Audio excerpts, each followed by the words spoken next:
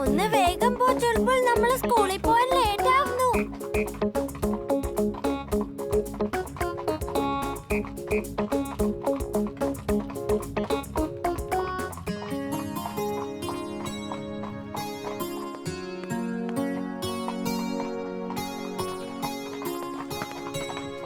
ഇംലി, ഇതേ കണ്ടില്ലേ എന്റെ ബാലൻസ്? വാവ് വീർ, നിന്റെ ബാലൻസ് വളരെ നന്നായിട്ടുണ്ട്. ഇതാണോ ഇത്ര വലിയ കാര്യം?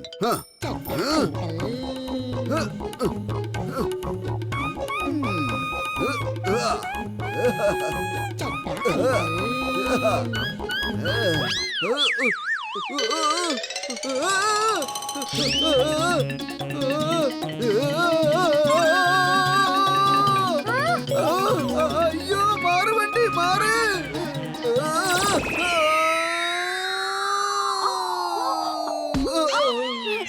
അയ്യോ അയ്യോ അയ്യോ, തല്ലല്ലേ. അയ്യോ, ഒരബദ്ധം പറ്റിയതന്നെ, തല്ലല്ലേ. അയ്യോ, എന്നോട് ക്ഷമിക്കൂ.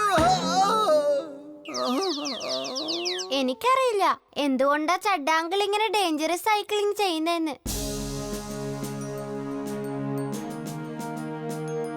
നിങ്ങൾ കണ്ടില്ലേ, ഇത്തവണ നമ്മൾ ചാമ്പ്യൻഷിപ്പ് എന്തായാലും ജയിക്കും. നമ്മുടെ ഈ പുതിയ സ്റ്റുഡന്റ് കരൺ പല രാജ്യാന്തര ചാമ്പ്യൻഷിപ്പുകളും വിജയിച്ചവനാണ്. നമുക്ക് ചാമ്പ്യൻഷിപ്പ് നേടാൻ കഴിയുമെന്ന് എനിക്ക് വിശ്വസിക്കാൻ പറ്റുന്നേ ഇല്ല. എല്ലാ വർഷവും ആ ഇന്റർനാഷണൽ സ്കൂളുകാർ ചീറ്റിംഗ് നടത്തിയാണ് ജയിക്കുന്നത്. അവരുടെ ആ പ്രിൻസിപ്പൽ ഖുറാന വളരെ മോശപ്പെട്ട ആളാണ്.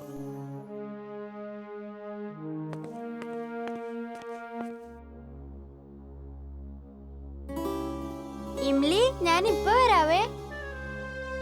കരൺ, നിനക്ക് അമേരിക്കയിൽ പോയി എഞ്ചിനീയറിംഗ് പഠിക്കാൻ താല്പര്യമുണ്ടെന്ന് ഞാൻ കേട്ടല്ലോ. അതെ സർ, പക്ഷെ അവിടെ പോയി പഠിക്കണമെങ്കിൽ ഒരുപാട് കാശ് വേണം. എന്റെ അത്ര കാശില്ല.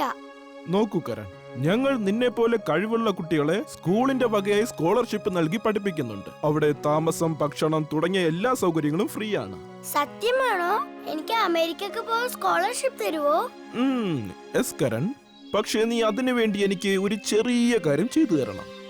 സാർ, ഞാൻ അമേരിക്ക പോയി പഠിക്കാൻ എന്ത് വേണേ ചെയ്യും. എങ്കിൽ പിന്നെ നീ നിന്റെ കാലിൽ എന്തെങ്കിലും പരുക്ക് പറ്റിയെന്ന് കള്ളം പറഞ്ഞ് ഇവിടെ നിന്ന് പൊയ്ക്കോളൂ. 10 വർഷമായി ഞങ്ങൾ ഈ റേസ് തോറ്റിട്ടില്ല. അതുകൊണ്ട് ഇത്തവണ ഞങ്ങൾക്ക് റേസ് തോൽക്കാൻ താല്പര്യമില്ല. Okay? Okay sir, thank you sir.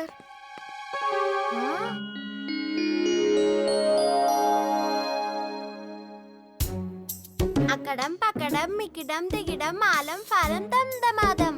ഇപ്പൊ നോക്കൂ, എന്റെ കൈ കാലിയാണ്.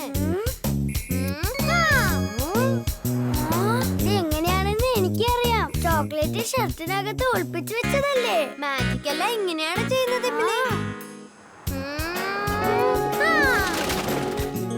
ഇതിനേക്കാളും വലിയ മാജിക് നമ്മുടെ ജിൻടു ചെയ്ത് കാണിക്കും.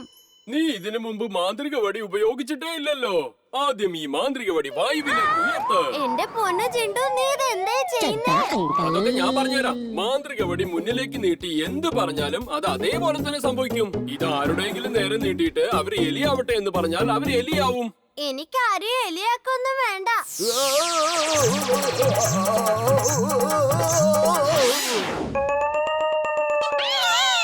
ജിൻടു, നീ ഇതെന്താ ചെയ്തേ?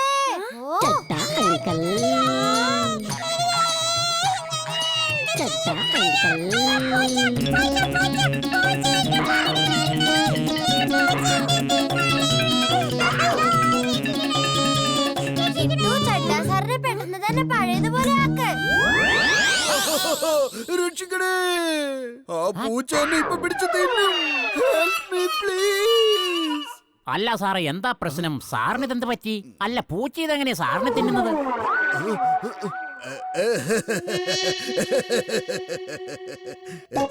എന്താണെന്നറിയില്ല, ഒരു നിമിഷത്തേക്ക് ഞാനൊരു എലിയാണെന്ന് ഓർത്തുപോയി.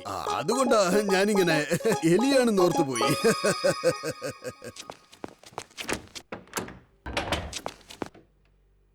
എന്ത് പറ്റി അപ്പൂപ്പ? ഇവരുടെ മകൻ പ്രകാശ് തെറ്റായ കൂട്ടുകെട്ടിലൊക്കെ പെട്ട് പഠനമെല്ലാം ഉപേക്ഷിച്ചിരിക്കുകയാണ് വീർ.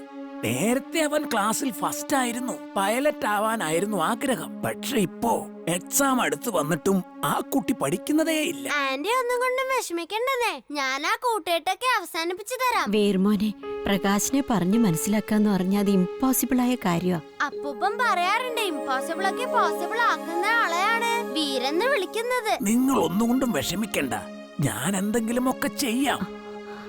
വളരെ നന്ദി മുത്തശ്ശ. വീർ, നീ എന്തെങ്കിലും ചെയ്യാൻ ആലോചിക്കുന്നുണ്ടോ, അതോ ഞാൻ പോയി എന്തെങ്കിലുമൊക്കെ ചെയ്യണോ? അപ്പൂപ്പ, ഇത് എനിക്ക് വിട്ടു തന്നേക്ക്. എന്റെ മനസ്സിലൊരു പ്ലാൻ ഉണ്ട്. ഓക്കേ വീർ.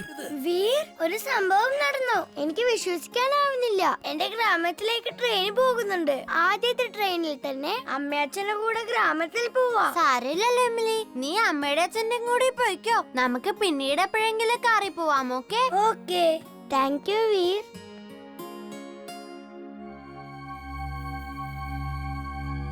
അത് കണ്ടോ, അതിനെ അങ്ങ് നശിപ്പിച്ചു കളാ.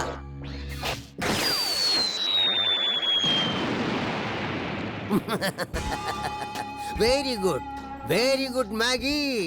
ഇനി ആ ട്രെയിനിന്റെ ബ്രേക്ക് ഒന്ന് ഫെയിലാക്കി ഡ്രൈവറെ കൂടി ബോധം കെടുത്തിയാൽ മാത്രം മതി. അപ്പോൾ നാട് മുഴുവൻ ട്രെയിൻ അപകടത്തിൽപ്പെടാൻ പോകുന്ന വാർത്ത പരക്കും. ആ വാർത്ത കേട്ട് പ്രേം സഹായിയുടെ റോബോട്ട് ഇവിടേക്ക് എത്തുമ്പോൾ നമുക്കവനെ നമ്മുടെ വലയിൽ കുടുക്കുവാൻ സാധിക്കും. ഇപ്പോൾ കിട്ടിയ വാർത്ത, രാജ്പൂരിലേക്ക് പോകുന്ന ആദ്യത്തെ ട്രെയിൻ തന്നെ അപകടത്തിലാകാൻ പോകുന്നു എന്ന വാർത്തയാണ് ഇപ്പോൾ കിട്ടിയിരിക്കുന്നത്. ട്രെയിൻ പോകുന്ന വഴിയിലെ ഏകദേശം 2 കിലോമീറ്റർ നീളമുള്ള പാലം തകർന്നിരിക്കുകയാണ്. ആ ട്രെയിൻ നിൽക്കുന്നതുമില്ല, ഡ്രൈവറെ പറ്റി യാതൊരു വിവരവുമില്ല. ഓ നോ, ഇംലി ആ ട്രെയിനിലാ പോകുന്നത്. ജിൻടു, പറഞ്ഞോളൂ ബോസ്, എന്ത് പറ്റി? എന്താ ഇത്ര ടെൻഷനിലിരിക്കുന്നേ? ഇംലിയുടെ ജീവൻ അപകടത്തിലാണ്. നമ്മള് റെയിൽവേ ട്രാക്കിൽ പോയി അവളെ രക്ഷിക്കണം. വേഗം വരൂ. ഓക്കേ ബോസ്, ഇപ്പൊ പോവാം.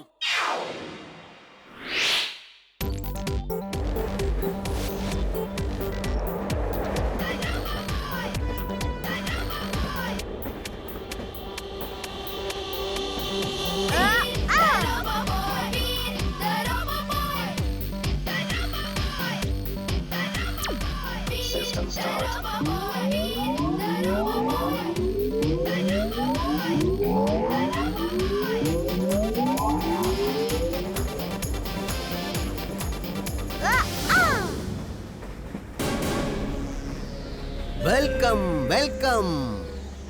അങ്ങനെ നീ ഒടുവിൽ എത്തിയല്ലേ? അപ്പോ നീയാണല്ലേ ആ പ്രേം സഹായിയുടെ റോബോട്ട്? ഞാൻ ആദ്യം തന്നെ നിനക്ക് എന്റെ റോബോട്ടിനെ പരിചയപ്പെടുത്തി തരാം. Maggi the magnet.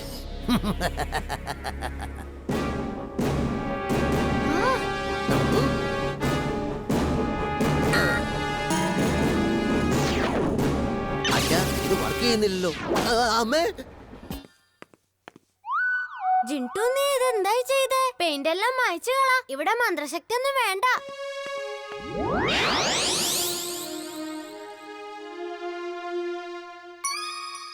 Veer, class room എല്ലാം പെയിന്റ് അടിക്കാൻ ഒരുപാട് സമയം എടുക്കുമല്ലോ.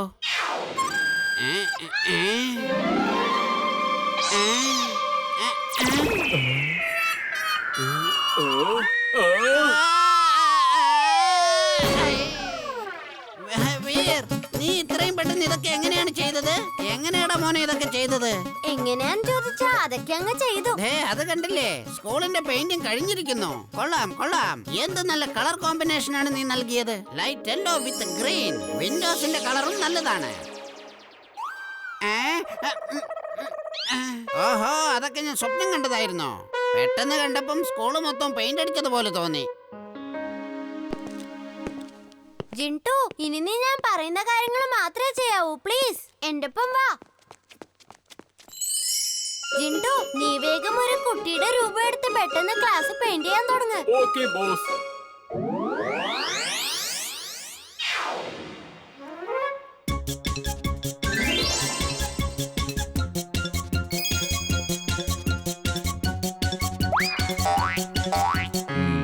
ഞാനൊന്ന് കാണട്ടെ, ഈ വീർ എങ്ങനെയാ വൈകുന്നേരത്തിനുള്ളിൽ പെയിന്റ് അടി തീർക്കുന്നത്. വരുന്നുണ്ട്. ജിൻടു, ദേ സാർ ഇങ്ങോട്ട് വരുന്നുണ്ട്. നിന്റെ പറക്കലൊന്ന് നിർത്ത്.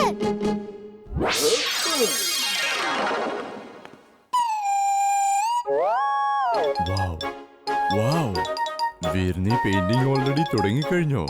പക്ഷെ മറ്റുള്ള ക്ലാസ്സുകളിൽ ആരാണ് പെയിന്റ് അടിക്കുന്നത്? വരൂ നോക്കാം. അതിനെന്താ സാർ, നോക്കാമല്ലോ. എല്ലാ ക്ലാസ്സിലും പെയിന്റിംഗ് നടക്കുന്നുണ്ട്.